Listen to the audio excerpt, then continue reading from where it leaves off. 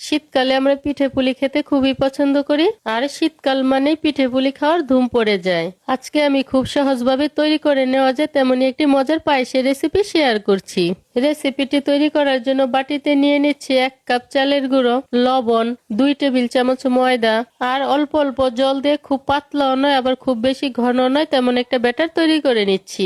ব্যাটারটা তৈরি করার সময় খেয়াল রাখতে হবে কোনো রকম দলা যাতে না থাকে। ব্যাটারটা তৈরি করে নেওয়া হয়ে গিয়েছে আর ব্যাটারের ঘনত্বটা ঠিক এরকম হবে। এবার 5 মিনিট ঢাকনা দিয়ে ঢেকে রাখবো।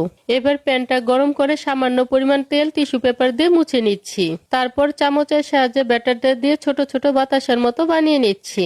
সম্পূর্ণ প্যানটা আমি বাতাসা দিয়ে ভরে দিয়েছি। এবার ঢাকনা দিয়ে প্রায় 30 সেকেন্ডের জন্য ঢেকে রাখবো।